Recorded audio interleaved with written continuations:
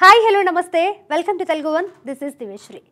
చాలా కాలంగా ఒక మంచి విజయం కోసం ఎదురు చూస్తున్న టాలెంటెడ్ హీరో సుధీర్ బాబు ఇప్పుడు హరం హరా అనే సినిమాతో ప్రేక్షకుల ముందుకు వచ్చాడు.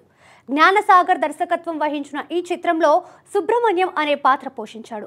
మరి ఈ సినిమా అయినా సుధీర్ బాబుకి విజయాన్ని అందించేలా ఉందా అనేది రివ్యూలో తెలుసుకుందాం. కథ ఏంటంటే కుప్పంలో అరాచకం రాజ్యం వెళ్తుంది. ప్రజల మాన ప్రాణాలకు ఆస్తులకు రక్షణ ఉండదు. తిమ్మారెడ్డి అతని కుటుంబం చేసే అరాచకాలకు ఆ ప్రాంత ఎమ్మెల్యే సైతం భయపడతాడు. దీంతో వారికి ఎదురే లేకుండా పోతుంది. అలాంటి చోటుకి బతుకు తెరువు కోసం సుబ్రహ్మణ్యం వస్తాడు. పాలిటెక్నిక్ కాలేజ్లో మెకానికల్ ల్యాబ్ అసిస్టెంట్గా చేరతాడు. అయితే తిమ్మారెడ్డి మనుషులతో గొడవ కారణంగా సుబ్రహ్మణ్యం తన ఉద్యోగం కోల్పోతాడు.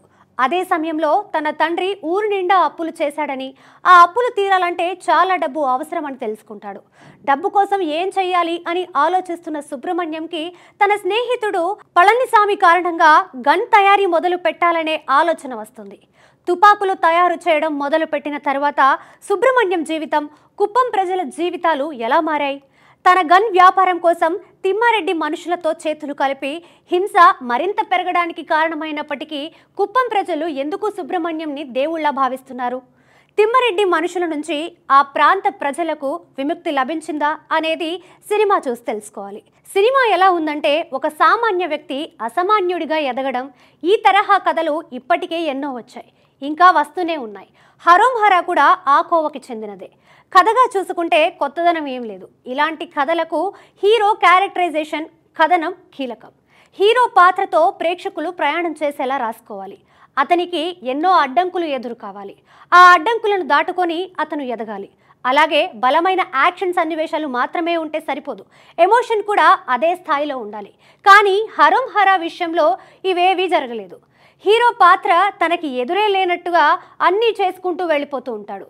దీంతో చూసే ప్రేక్షకులకు ఏదో కొన్ని సన్నివేశాలు చూస్తున్నట్లు అనిపిస్తుంది, కానీ ఒక పాత్రతోనో ఒక కథనంతోనో ప్రయాణిస్తున్నట్లు అనిపించదు. ఫస్ట్ హాఫ్ కాస్త నయమే. హీరో పాత్ర పరిచయం, అతను ఎదిగే క్రమం చూడగలిగేలా ఉంటుంది.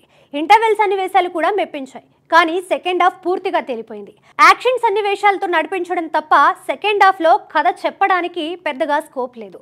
దానికి తోడు విలన్ పాత్రను కూడా క్లైమాక్స్ కోసమే అన్నట్టుగా చివరి వరకు బ్రతికించినట్లు ఉంది. దర్శకుడిగా జ్ఞానసాగర్ ద్వారకలో విషయం ఉంది, కానీ స్క్రిప్ట్ని ఇంకా మెరుగ్గా రాసుకొని ఉండాల్సింది. ముఖ్యంగా సినిమా ఫలితాన్ని నిర్ణయించే సెకండ్ హాఫ్ మీద అయినా ఎక్కువ ఫోకస్ పెట్టాల్సింది.